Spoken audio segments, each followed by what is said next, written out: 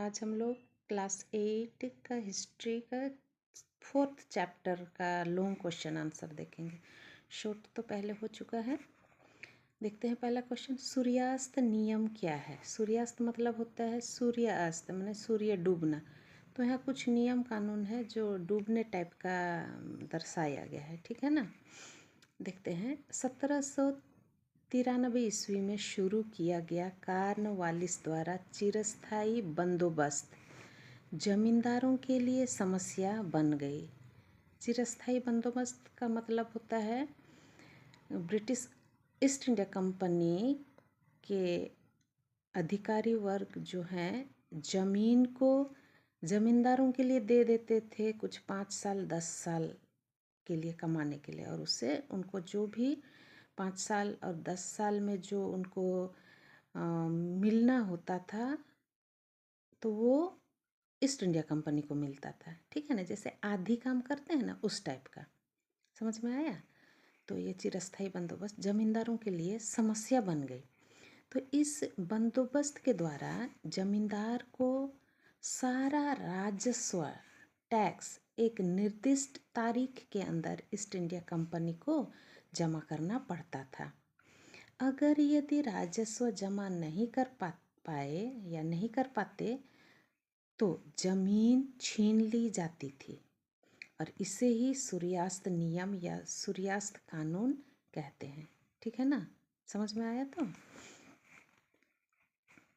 अगला क्वेश्चन है, संपदा का बहिर्गमन किसे कहते हैं। बहिर्गमन मीन्स बाहर जाना, संपदा मीन्स जब संपत्ति, तो हमारे देश की संपत्ति बाहर जाता था, उसी के बारे यहाँ बताया है संपदा का बहिर्गमन।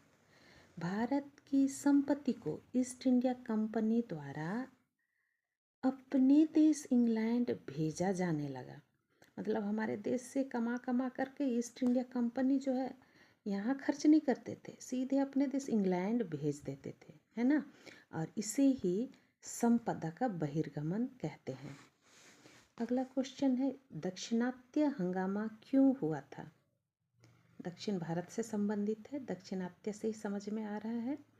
कृषि के वाणिज्यकरण के नकारात्मक प्रभाव के कारण भारत के विभिन्न क्षेत्रों में किसानों का आंदोलन होने लगा, और अमेरिका में गृह युद्ध के कारण कपास की मांग बढ़ गई थी, और जिसके कारण दक्षिण भारत के में कपास की खेती भी बढ़ गया।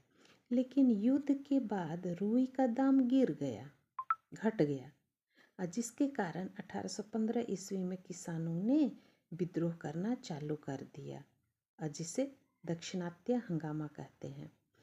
अब कपास का दाम बढ़ गया, हाँ, और बाद में रुई का दाम गिर गया। तो रुई का दाम भी बढ़ना चाहिए, कपास का दाम जब बढ़ गया तो रुई का दाम भी बढ़ना चाहिए, लेकिन गिर गया, कम हो गया। तो इसी के विरुद्ध में किसानों ने 1815 ईस्वी में, हाँ, स्पेशल दक्षिण भारत में हंगामा किया था ईस्ट इंडिया कंपनी के विरुद्ध में, और उसी को दाक्षिणात्य हंगामा कहते हैं, ठीक है ना।